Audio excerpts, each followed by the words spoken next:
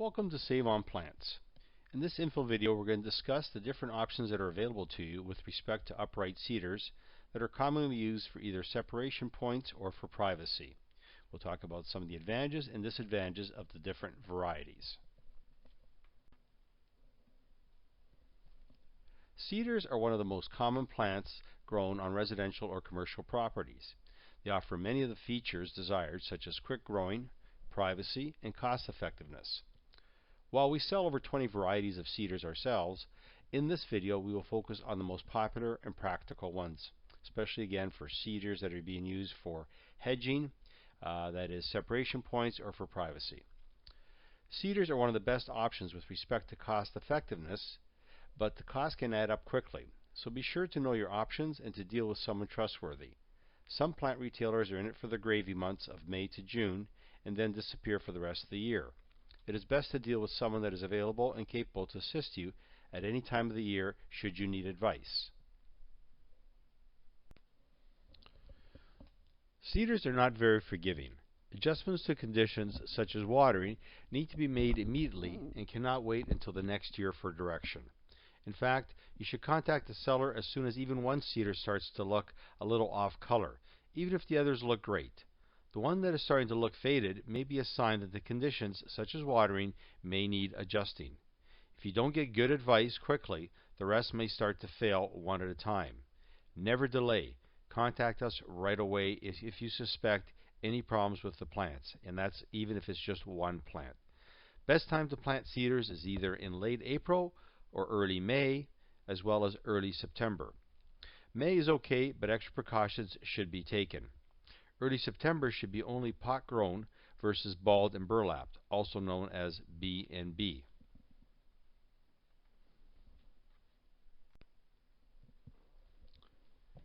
Each cedar has its advantages, and every person will have their own opinion as to which is the most attractive. Emeralds are definitely the most popular with respect to how many we sell. They comprise about 75% of all of our cedars, and they're probably the ones that you're most familiar with if you drive around the neighborhood. You'll see that they're very common. They have an emerald color, they are tight, narrow, and have a pointy tip. The second group that we sell a lot of are the what we call white cedars: Brandon, Pyramid, and Brant. These three are basically interchangeable. They're almost identical plants, and many growers will tell you that they actually are the same plant. So for sake of argument, just consider Brandon, Pyramid, and Brant very similar, if not the exact same cedars. They're all fast growing, they're very full, and they have more of a square boxy shape, and they are a lighter green color. Should point out that they do belong to the white cedar family. However, this can be misleading because it's a very large family, and there are some pretty unattractive varieties of cedars that fall into the white cedar category, and it's very common for what we call swamp cedars to be sold on the internet as white cedars. They're actually not being misleading. They are technically white cedars. However, they are at the bottom of the barrel. If you see them, you'll know what we're talking about. They're very spindly looking. They sell them by the foot. And because they are so sparse, you have to plant them recommended every 12 inches. So you end up using 2.5 times as many trees as if you were to buy a Brandon, Pyramid, or Brant variety. In addition, all three of these, Brandon, Pyramid, and Brant, are much fuller than even swamp cedars when they're planted at 12-inch centers. So be careful when you're talking to people about white cedars, because it's a very large family and there's a wide range of quality within that family. Green Giant as well as Excelsa, these are two super fast growing types of cedars. The difference being the Green Giant grows very wide. It can grow as wide as 25 feet. The Excelsa grows about 10 to 12 feet, which is still very wide and too wide for most subdivisions. However, they are both trimmable, so you can prune them back a little bit more. But if you don't have a lot of room, I would suggest that you don't even consider Green Giant or Excelsa. You would need a good, at least a quarter acre, if not half an acre lot in order to make them work or to fit properly. Otherwise, they're just going to overtake your property. But again, they do have the advantage of being very fast growing and grow quite large. They'll grow up to 40, 50 feet tall if they're not pruned. They also do not like windy areas. So if you are near a woodlot that can give you some wind protection, these are a good type of cedar to have near there. In addition, if you do have a woodlot near you, you probably have a deer, and deer do like to eat cedars, but they don't like green giant or excelsa. Another variety that we sell is called black cedar. It looks very similar to the Brandon Pyramid Brant, except darker in color. It does tend to be more expensive than the other varieties. It is salt tolerant. Not that it likes salt, but it will tolerate salt better than the other cedar varieties. So if you're in a situation where you are using cedars along a walkway or a driveway, a sidewalk, etc., any place where there might be some salt exposure, you should definitely be using black cedars. And even better, don't use salt at all. If salt has been used in that area previously, you may have to remove some of the soil before you plant any there, because the salt will remain in the soil for several years, and it will kill many different types of plants, if not at least damage them. The last variety that we cover here is called a DeGroots cedar. We do sell these, but we'll discourage you from buying them simply because they're not extremely hardy. They are susceptible to different diseases.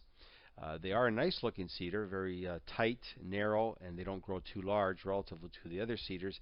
They only grow about 10 feet max and only about 1.5 feet wide. So they are a nice standalone evergreen plant that make a nice accent in a flower bed, etc.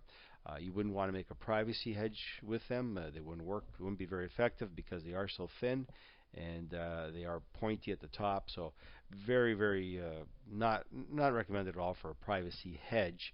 However, they could be used as a separation point to separate either an area within your property or from a neighbor's property, etc. Now let's take a look at your choices here in terms of either you want a separation point or separation line, or you want an actual hedge. If you look at the circles at the top of the page, imagine yourself being up in the sky looking down, and these would be the diameters of the plant that you're looking at. If you plant any of the cedars far apart enough, then they will not touch, and so they will not give you a hedge. You'll have basically a separation line. If that's the kind of look that you want, in other words, to be able to walk between your trees later on, 10, 15 years down the road, you want to do a separation line. And the best variety for that, without question, is going to be emerald cedars. Those are the best. DeGroots are also good, except they are going to cost you more, and they're a lot likely to have a failure than an emerald cedar. You wouldn't want to use the other varieties of, say, the Brandons or the black cedars, because they are a shaggy cedar. They do not stand by themselves as nicely as an emerald. These other varieties make a very nice solid hedge, which is what we have here at the bottom of the page. If you're up in the sky looking down, this is what you're going to see at the top of your hedge. You want to see a continuous line of plants where you can't even distinguish the difference between the first plant and the fifth plant. They just blend all together. And the Brandons are excellent cedars for this, as are the black cedars. You could also use the green giants and excelsa if you have enough room. Now let's look a little more specifically at the individual varieties of cedars. In this photograph here, these are all emeralds, and this is actually one of our farms, but if you were doing a separation line, this would be the look you'd have after several years. Each plant is standing by itself, totally separate from the other one. There's no contact between them, and you can walk between the individual plants. So if you're looking for a separation line, this is what we're talking about. This is what it will look like down the road. Now you can see that they're tight and they're pointy, and again, their attractiveness is that emerald green color that they have. Here's a hedge that we put in. These are 5-foot emeralds at 30-inch centers, and again, this is going to grow into a privacy hedge, but you will be able to tell or count how many cedars are there even 10 or 15 years down the road, because they will maintain their pointy tip. If you start to cut them square like a hedge, a wall, you'll have to sacrifice quite a bit of the plant to get down to that point where it does give you a square hedge or a wall appearance. So keep that in mind. And as I said, these are the most popular for hedges, even though they don't give you that true wall effect that the other varieties will give you. But for whatever reason, personal preferences, etc., these are the most popular cedars used for hedges. Here's some more sample sizes.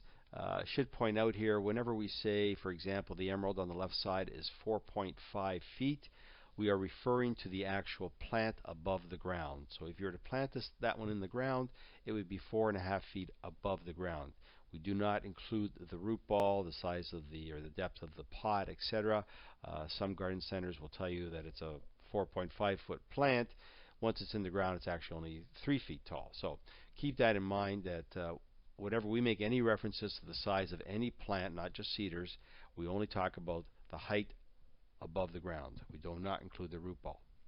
I should point out too, on the far right, we threw a Brandon in there, just so you can see there's a little bit of a difference between the Brandon and the emeralds. The Brandons are a little bit shaggier looking, a little bit more square, where the emeralds tend to have a little bit more of a point to them. Here's a photograph of a 2-gallon. This is the size of the pot. It's the standard in the industry, is they call that a 2-gallon. Don't ask me why, but that is considered to be a 2-gallon size pot. And the plant itself is about 3 feet tall. These sizes are not grown in fields. These are grown right from scratch in the pots. And if you pull that root ball out, you'll see there's lots of nice roots there. So it is an effective way of growing these plants. It gives you a nice size full root ball and a light soil. So they're very easy to move around, very light. You'll see that our field cedars, which is an excellent way of growing them, do have heavy root balls because they're grown in heavy soil, which gives you strong roots for your cedars and higher survivability once you go plant them. So that's one of the advantages of field grown versus, say, light soil in a pot. But when you get down to the small sizes, there is no option. You have to go with a pot. Just make sure that it's pot grown from scratch so that you have a full root system for that tree. And now this is a 1-gallon. We do even have smaller ones, which we call 1-gallon. Sorry, this is a 2-gallon, and what we do have is a smaller size called a 1-gallon, and they would be about 20 inches. Here's a photograph of some Brandons, and these are balled and burlaps, which is the most common way we sell our cedars. This means that they're field grown, and in our case, we cultivate the roots properly. We root prune them every year, which cuts back the roots, allowing a more fibrous growth with the remaining roots that are in the soil. Many places don't do this anymore because of the cost, but we've continued to do that with ours. Another thing you'll notice about ours that are balled and burlapped, we do not treat our material. It's very common in the industry now to treat the material so that it has a longer shelf life, and they'll use either arsenic or copper sulfate, which can be toxic, on the material, and this stops the material from degrading. But this is a double-edged sword. While it gives you a longer shelf life of the material, and you can keep it in your yard for a longer period of time without it breaking apart, the drawback there is that it constrains the roots from growing because the material does not break down. And we don't use this material, but we've heard that people that have dug up an older tree, even after several years, that material has not broken down and the roots never made it through the particular burlap bag. So with our bags, they're not treated, and we dig all of our trees at the end of March, which is when you should be digging them, and we burlap them right away, of course. And within about a month, month and a half, that burlap is disintegrating, and so that's when you want them in the ground before that starts to break apart. The perfect timing, because early May is when the roots of the cedars actually start to spread out and secure themselves in their new home. Here's a black cedar at one of our farms. This is about a 5-foot black cedar. This particular batch, we did pot grow them, and whenever we do pot grow something, they're at least in the pot for over a year so that they have a full root system. Because these were initially in the field, and then we pot grow them to sell them. Usually we'll sell these in summer for customers that really want to plant in the summer, even though we don't recommend it. Or we'll try to delay customers to plant in September, and we'll keep these in stock for September sales, because we will not sell balled and burlap in September, because again, as we mentioned, you'd have to have the material treated in order for that thing to sit around that long, and if you do, then the roots are not going to make it through the material. So in September, the only thing we're going to see from us will be in a plastic pot. Within that may be balled and burlapped, but that balled and burlap material has already disintegrated. Here's a photograph of a green giant. This one here is about 25-30 feet tall, and it has a lot more room to grow. It's going to be about a 40 or 50 foot plant, and will reach almost twice as wide as it is right now. So you can see how it's not very practical for subdivisions.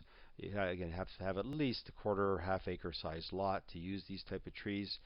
Excelsa is a better option if you're really set on a fast growing cedar and you have enough room to accommodate, say, a 8 to 10 foot hedge in terms of diameter. Here's an Excelsa hedge that was pruned beautifully. You can see it came out really nice. It's a beautiful hedge.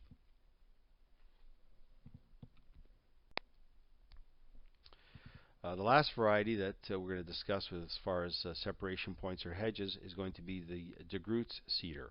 Again, we do carry these, and we will discourage you from buying them because of their high failure rate, but there's a demand for them, and taking the proper precautions, you will have a reasonable survivability of them.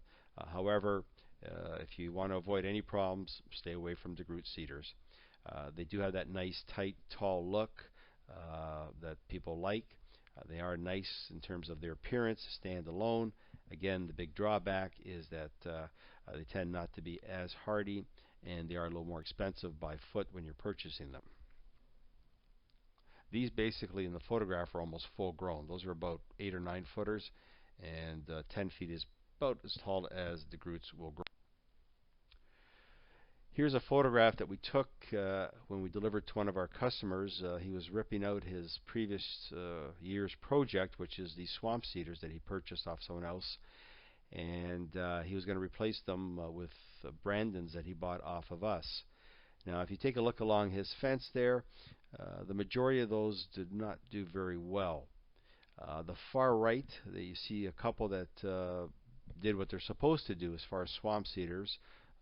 It looks like they had probably grown a foot or two since the previous year, and they're green. But you can see right through them. You can see the fence as if they're not even there. These ones here were planted at about 20-inch centers. The people that sell these will probably tell you to plant them at 1-foot centers. Again, because they are so sparse, you don't really get any. They don't fill in nicely. And again, the successful ones are the ones on the far right. That's what they look like when they work out well. So keep that in mind whenever you're looking around and you're thinking about buying white cedars. They generally do not have any soil on their root system, or if they do, they have an extremely small root ball. So some people now are putting them into pots and that, but generally overall they are sold with very small root systems and sometimes no dirt on them at all. As mentioned earlier, whenever we refer to the size of our plants, we are referring to the actual size of the plant above the ground. This one in this picture, or this group in the picture here, these are 8-footers, and again, we do not include the root ball in the size of that plant. Now, a question that often we are asked is, why do cedars have such a high failure rate? Well, it's quite simple. The main reason cedars fail is because of the roots. If the roots are not properly cultivated, if they weren't properly pruned, if you're not given enough of the root system with the tree itself, or if they're not handled properly, in other words, they can be dropped when they're getting moved around, you crack the root balls like cracking an egg, the thing's dead. And so the number one reason is roots. And for the most part, this is not within the control of the customer. The customer has very little control, and in fact, in most cases, cannot even tell what kind of roots he's getting. But that is the reason why most cedars fail. And historically, it was a lot of the big box stores that were doing this with the plants, the cedars. They were contracting people, squeezing them on the price, and so the growers just kept giving them less and less. And the current system that's out there is that they get a very minimal root ball. In fact, what they do is they cut the roots off really small. When they're in the field, they shake the dirt off of the root system, and then they ship them that way. Because one of our 90-pound cedars, if we did that to it, it would only weigh about 10 pounds. So you're knocking off 80-90% of the weight by using that technique of cutting a small root ball and then knocking the dirt off of it. This does several things. The remaining roots dry out. When you knock the dirt off, you actually damage the small root fibers, which are the most important ones for sucking up the nutrients in the water for the cedar.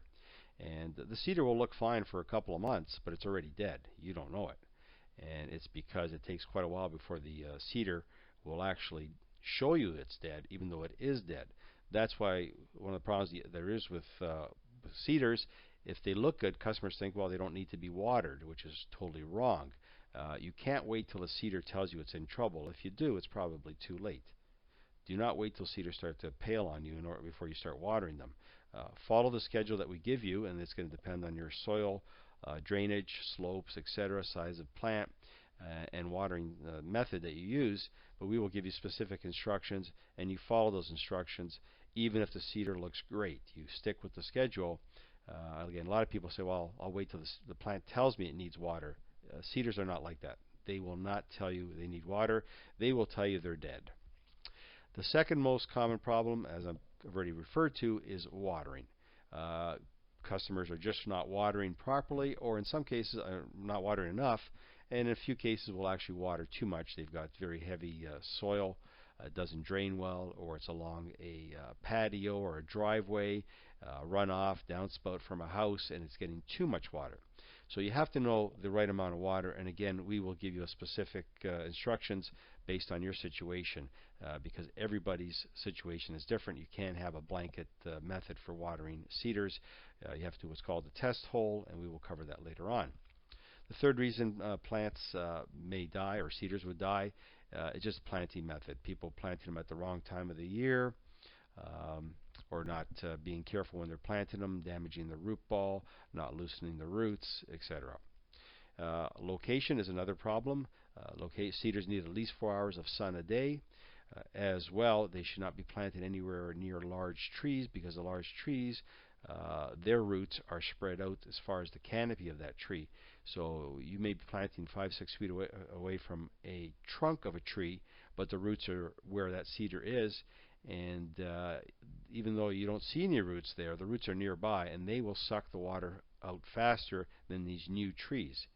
And so because of that, we don't recommend you do it, or if you are going to do it, then you have to take extra precautions for extra water on those trees and nutrients, because that tree will also take all the nutrients out of the soil before the cedar even has a chance at it. The last reason that cedars would die, it's animal damage. Deer, or most common in subdivisions, is going to be Fido, the dog next door. He does his business on the closest thing to the sidewalk, or his favorite tree in your backyard, whatever. So dogs will do a lot of damage to cedars, as well as deer. Mice don't do any damage to cedars, or rats. Those are not issues. There is a new friend that we have in the area now. They're called voles, and they're not very discriminatory. They eat everything when they're in the ground. They will go underneath a tree and they will just eat up the roots. And so that is a possibility sometimes that those will kill cedars. However, it's not a huge problem, not that common. Number one, roots. Number two, watering. If you get those two, you shouldn't have any problems.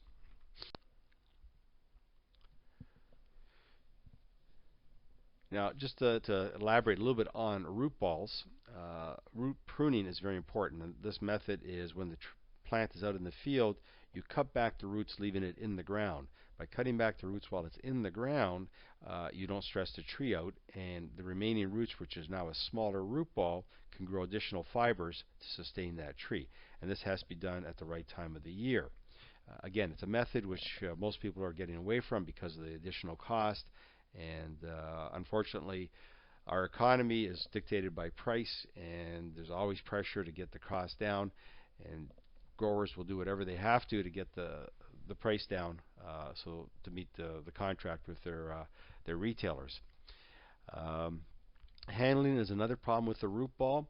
If the people that are involved moving them around on the farms, onto the trucks, at the garden center, etc., if they're not careful with the root ball, you can crack the root ball, especially with the balled and burlap varieties. Okay, so you have to be very careful when you're handling, as a customer, the root balls. As far as our end goes, what we do is we handle them.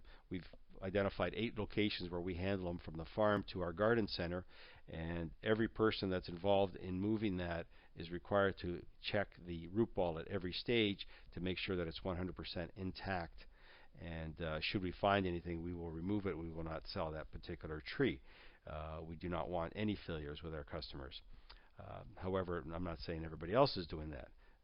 It's a little bit laborious to be doing, but again, we'd rather have a tree die here than in a customer's backyard.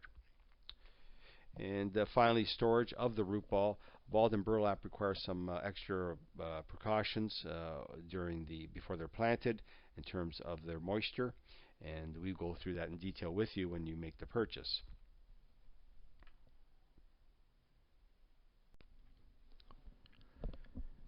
In this photo, we show an 8-foot pot-grown emerald. Now, our definition of pot-grown is different than some of the other growers or garden centers. When we say pot-grown, that means that it was grown in a field initially. It was then root pruned while it was in the field every year.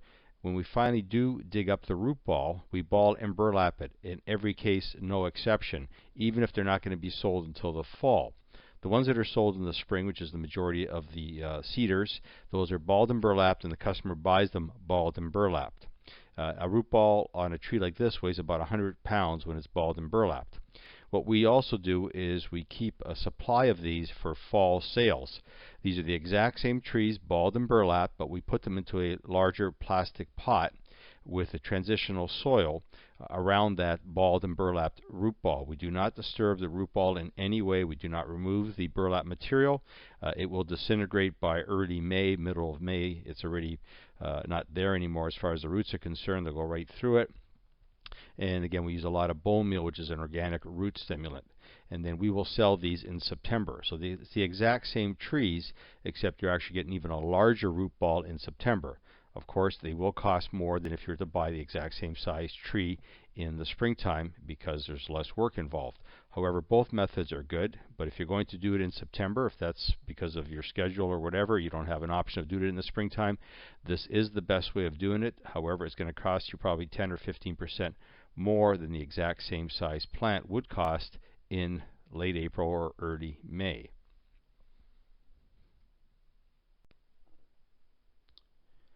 In this slide, we have a root ball that's inverted, and you can see that the roots are starting to wrap around the outside of that root ball. This is what you should see whenever you take a root ball out of a plastic pot. If you don't see roots wrapping around the outside of that root ball, what you may have is a plant that doesn't have a root ball that can sustain it. So be sure that whenever you purchase something that you do have roots around the outside of that root ball. In this case, in any other case where you do have the proper roots like wrapped around it, you need to scratch up those roots and loosen them up. If you plant this root ball or any other root ball with roots that are established into the ground without loosening up the roots, they will continue to grow in that particular shape that they're in right now and ultimately strangle out the tree itself. And we will show that to you in the next video or next slide. If you take a look at this slide that we have here, this is what will happen if you do not loosen the roots on a plastic potted plant. If the roots are starting to wrap around the outside as they should be, and that's what you want to see, however, if you don't loosen those roots up, they will just continue to grow in that tight circle and eventually strangle the plant out. So it's very important that you do loosen the roots up for any plastic potted grown plant. Again, you do not touch this or the root system on a balled and burlap plant. You don't even remove the burlap on a balled and burlap plant. You plant the entire root system with the material left on the root ball, and once it's planted, then you would just loosen up the material that's tight around the trunk of the tree. Now, one method that we do not recommend, this is the dig, shake, and pot method. Very commonly used by the big box stores initially, going back 10 or 15 years, and this is how a lot of cedars got a bad reputation as having a high failure rate. The actual plants were fine, it's just a method of how they were cultivated. And this method, which is still going on today, used by big box stores as well as even some of the reputable garden centers and growers, is to grow the plants out in the field, which is good. They dig them, which is not a problem, except that they dig a small root ball. And then they shake what dirt is left on that root ball off before transporting it. This does a couple of things. It reduces the size of the plant that the people have to handle and the weight of that root ball, which is the major part of transporting cedars. More than 50% the cost of a cedar is actually transportation. So if you can get that weight down from, say, 80 or 90 pounds down to 10 or 15 pounds, you're saving a dramatic amount of money in terms of transporting them, because you can put 20,000 cedars into a transport truck. It's the weight that's going to restrict you from how many you can put into a transport truck. With a proper root ball, you're only going to get about 500 at the most, versus say 10 to 20,000, depending on how much you want to cram them into the trailer. Now, this method, again, used to be restricted only to gardens or to big box stores. And they initiated this probably 10 or 15 years ago, giving the cedars a bad reputation. However, because of competition, a lot of the reputable garden centers have followed in this path, at least to offer that to their customer. They're offering the same plants at the more competitive pricing. However, the problem is the same. It doesn't matter whether you buy them from a big box store or from a reputable garden center. If you've got bad roots, you've got bad roots. Where you buy them is not going to change the quality of that plant. The difference is that these plants will normally sell from $15 to $20 a piece for, say, a 5-footer or a 6-footer at the big box stores. The same plant may be selling for as high as $80 at a reputable garden center, because of the perception that it's a better plant, when in reality it's the exact same plant. And some of the garden centers have gotten around the losses by bringing them in, selling them retail at $70, $80, but having them on sale, 50% off, for example, at $35. Big blowout sale, etc. And then there's no warranty because they're on sale. And this eliminates totally their losses. Yet the customer, number one, has a dead plant, and number two, is paid twice as much as they would have if it was from a big box store. So keep that in mind when you're shopping around. Root cultivation is everything. Before you buy any particular plant, especially cedars, make sure you ask the salespeople what type of method was used in cultivating the root system, and make your decision based on that. We strongly recommend not using sprinklers to water cedars or any type of trees, actually, because they do not penetrate the ground very deep. Sprinklers are designed to go down about an inch or so into the soil, which works fine for grass, but is terrible for any type of tree or shrub. With trees and shrubs, what you want is the water to go through the entire root system, past the root system, and down deeper. This way the roots will train themselves to follow the water down, and that is where they anchor themselves. The roots will go down deeper, they'll be able to access more water, and it will create a stronger plant, not only in the short run, but in the long run. When you water with sprinklers, the water stays at the surface or near the surface, and the roots of the plant will actually come up to the surface. And any period without water, say for example a little bit of a drought or a little bit of a heat wave, those trees will be extremely stressed and may die. I'd say that a majority of the problems we have ever had with cedars, people were relying on sprinklers to water the plants. Do not rely on sprinklers. Go with a direct type system, either a soaker hose or manually watering each tree with a slow trickle. But you have to get down to the bottom of the roots with the water, or you're going to have problems guaranteed.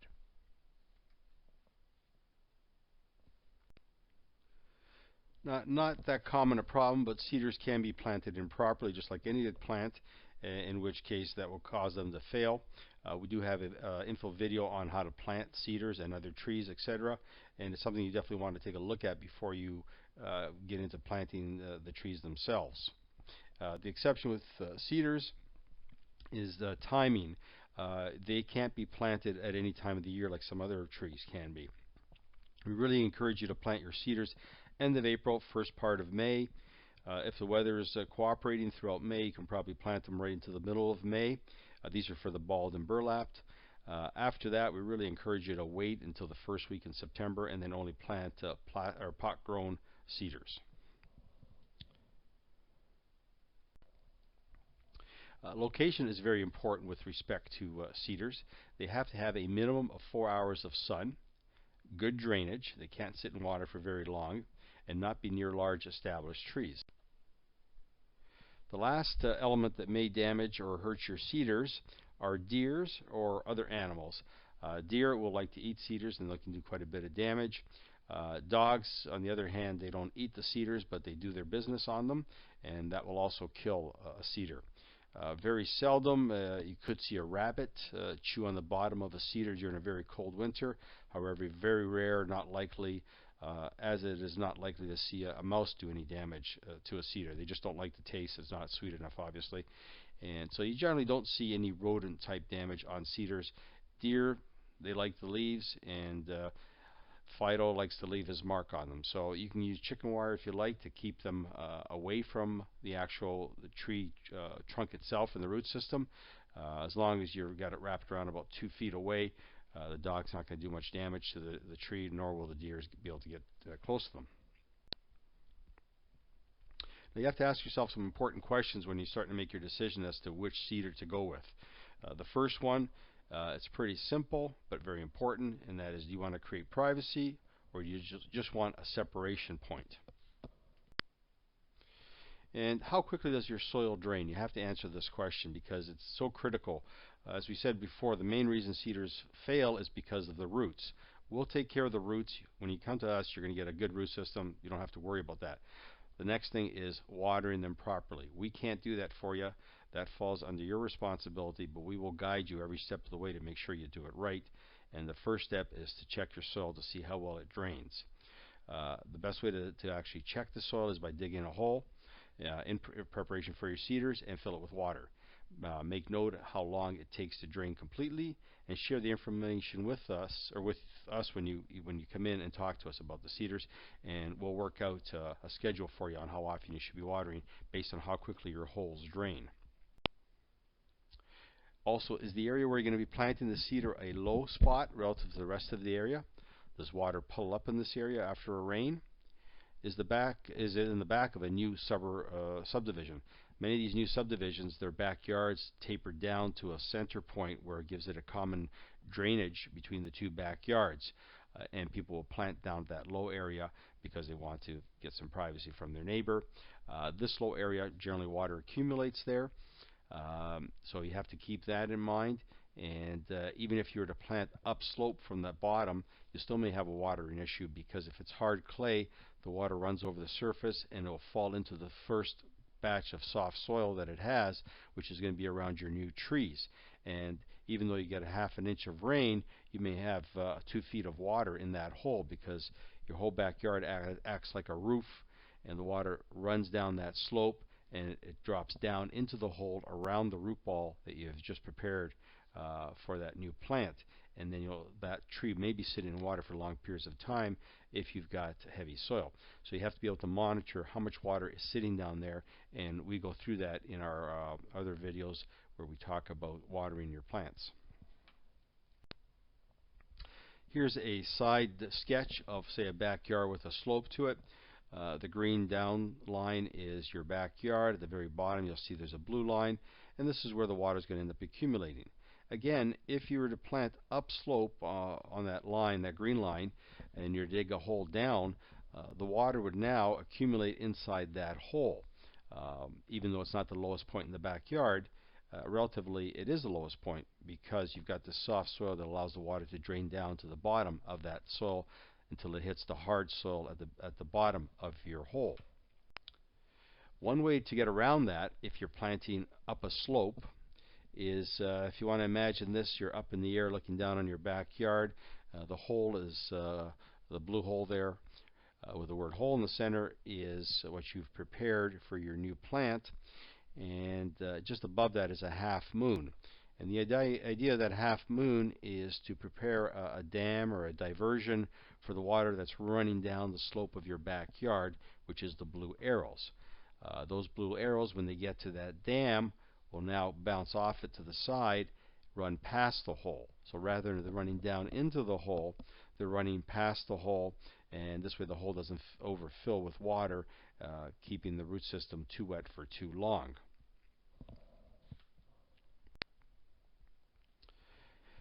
Make note if you have any downspouts that are coming towards the new plants that you're putting in, because if you do have a downspout, you have to keep in mind that The water from that roof area is all going to come down into a very small concentrated area, and that area is going to be a lot wetter than what you would expect, especially compared to the rest of the yard, which will be much drier.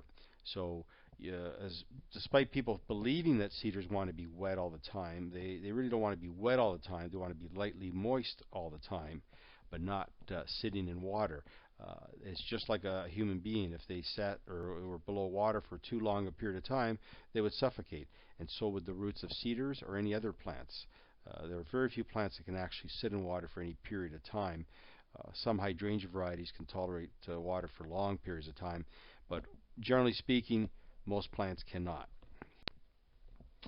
So if you see areas like this in your backyard, that is an area where water is accumulating for one reason or another. It might be a low point, there might be a downspout from your house, your neighbor's house, runoff from a driveway, a patio, etc. But that's a red flag right there.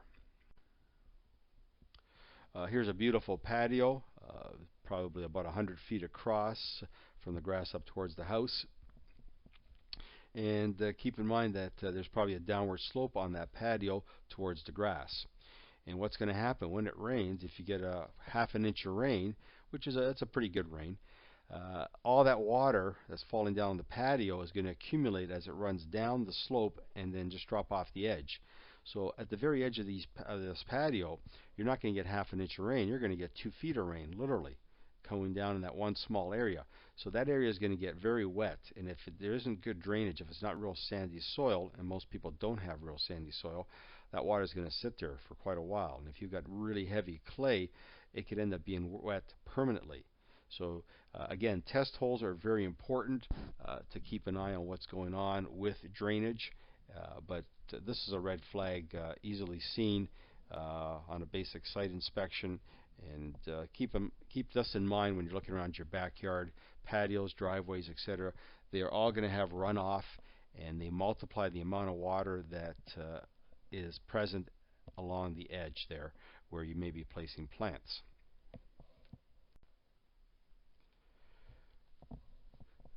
Now, salting is very common on sidewalks and driveways, etc. Obviously, the benefit is that it eliminates the ice, makes it a safer walking surface. However, plants do not like salt. There is no plant that likes salt. Some plants will tolerate it better than others. We encourage you to use absolutely no salt around any of the plants, regardless.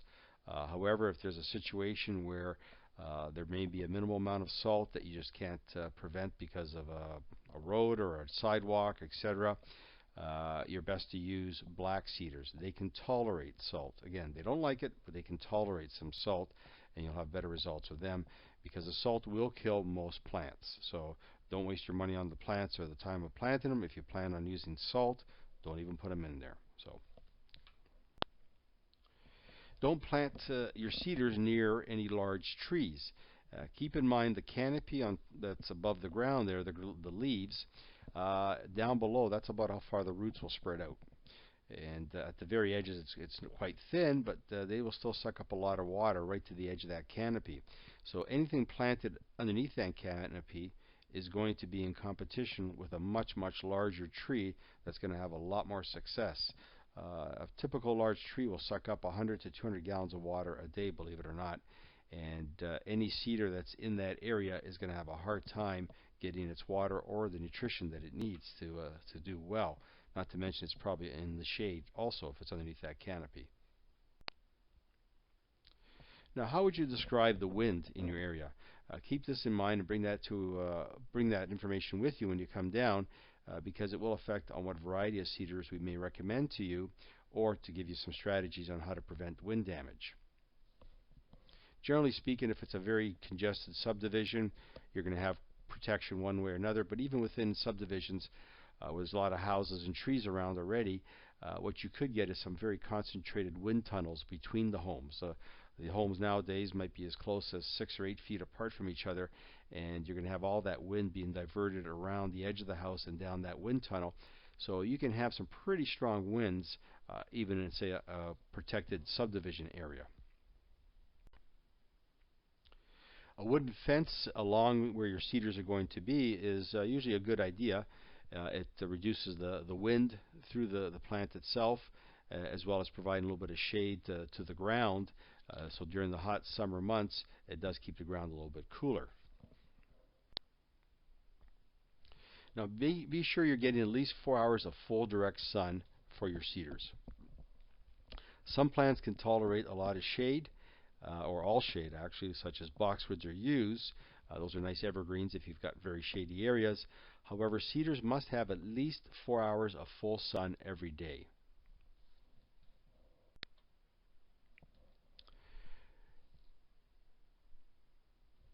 Now, just a quick summary of the requirements for cedars. Again, every specific variety will have its own needs, and we'll go over that with you when you come in. But as a guideline, 4 hours of direct sun minimum, good drainage. They prefer not to be in windy areas.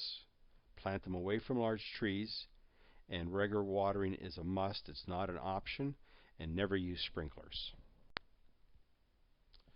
Now, having talked about cedars for the last bit here, I do want to bring to your attention that there are options besides cedars. Cedars are a common one, again, because of cost and how quickly they grow. However, depending on your situation, you may want to look at some of the alternatives. Yews are probably the closest alternative to a cedar in that they're evergreens.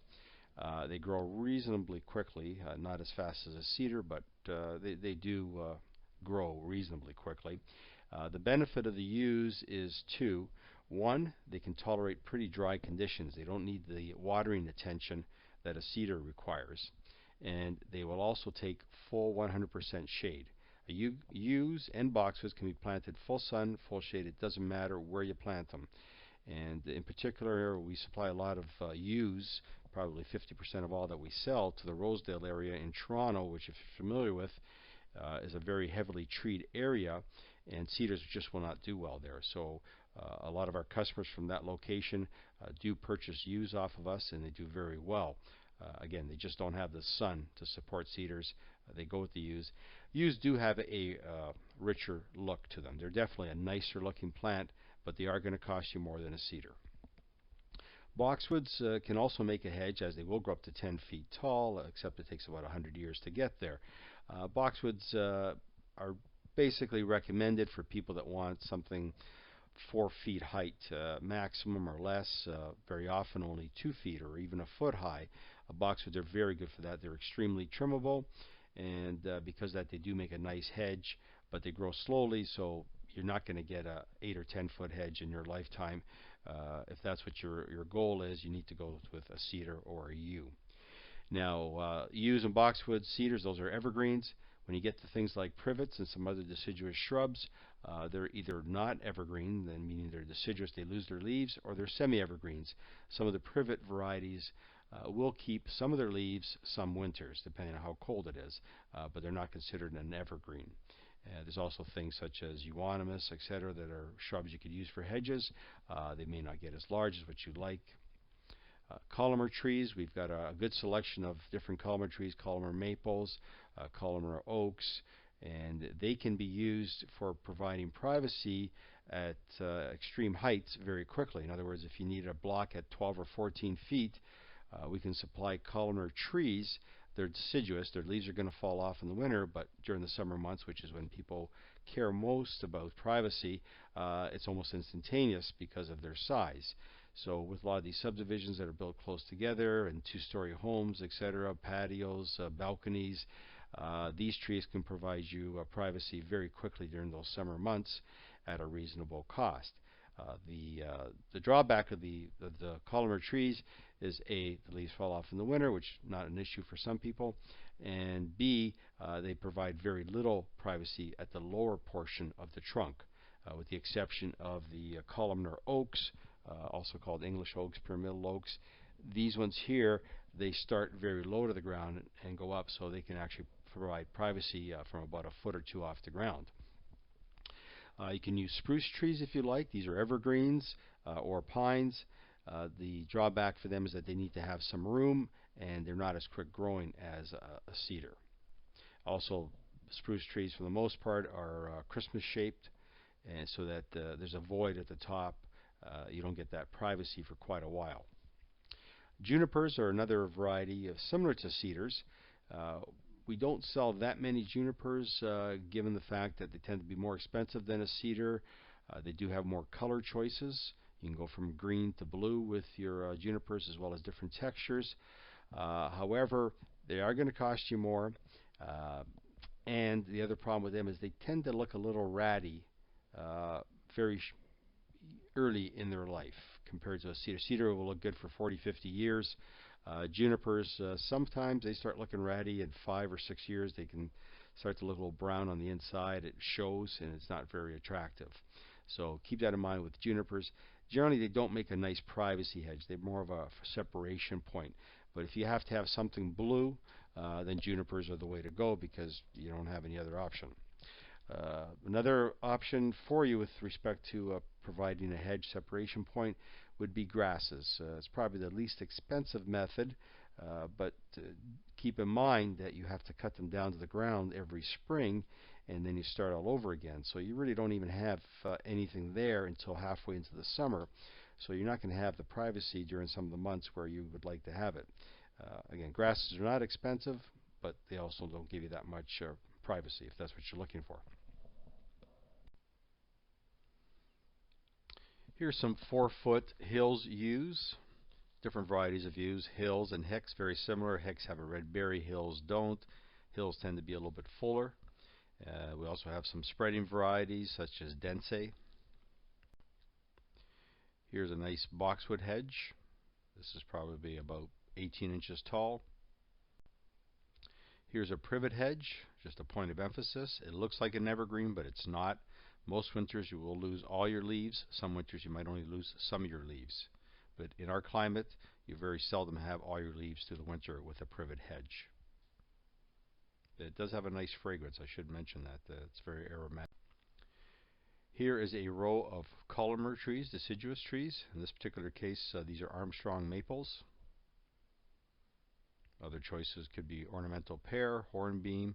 English oak is one of our biggest sellers for deciduous trees. In fact, it's a deciduous tree, but it keeps its leaves in the wintertime. They go brown, and the majority of the leaves will stay on through the winter, and then they'll fall off in the spring. The same is true for some of the beech varieties. They will keep some of their leaves. They'll go brown. They'll die, the leaves, but they don't fall off until the springtime. Here's a spruce tree. Some upright junipers.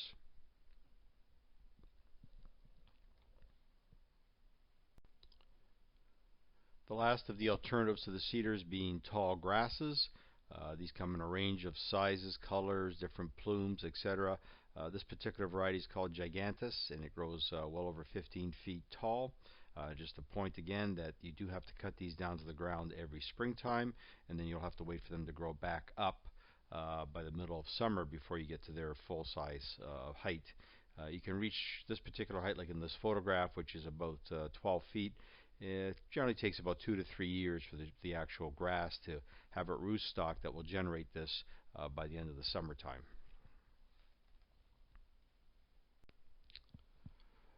Our customers come from across Ontario to purchase plants. Because of the distance, we really encourage them to be prepared when they come down here with all their information. This way they only have to make one trip, and they can actually leave with their plants on their first visit. The best way to do this is to first visit your own local garden centers to see what is available in your area.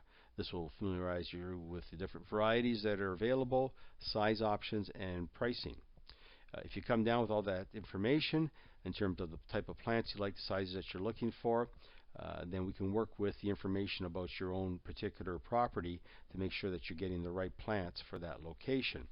And what you want to do is come down with a sketch of the area where you want to plant. In that sketch you should include things such as the measurements, show the sidewalks, patios, driveways, etc. Identify any low-lying areas and slopes. Make note of sun and wind exposure. Also draw in any location of large trees in the area. If you come see us with that information, then we will work with you, and in a very short period of time you can make a decision which way you want to go in terms of the variety, size, etc. And we do carry over 1,000 varieties of plants, so when you see what we have here you may actually change your mind. but we will show you what the options are based on the type of conditions you have at your area, and we will recommend plants that will do well under those conditions. If you're going to come and take the plants with you, if your plan is to take them with you that day, make sure that you come with either an enclosed trailer or van, which is the best for evergreens because you protect them from the wind on the way home. If you're coming in with an open vehicle, you should bring tarps and straps with you to protect them from the wind. And if you need, we can deliver it to anywhere in Ontario. Just a point to be made about the retail pricing. Any retail pricing that we refer to is for retail customers, and this includes the 5-year prorated warranty. For wholesalers or other retailers that are buying in the wholesale method, there is a different warranty system, which we can discuss. But for the most part, everything you're seeing here is for retail customers. And with the retail customers, you will receive a free or a credit towards a planting package. If you're looking at hedges, you'll definitely be in the free category because the packages actually start at $100 net value of plants, which is not a lot when you're looking at a hedge. And the package may include bone meal, calphos, cedar mulch, inspection pipe or pipes, and commercial grade time release fertilizer. The fertilizer is for second-year application, and that's when we give it to you. You don't want to be using any growth fertilizers during the first year because you want to only stimulate the roots and not the actual plant. Now, the actual products will depend on the type of plants and the quantity that you are purchasing.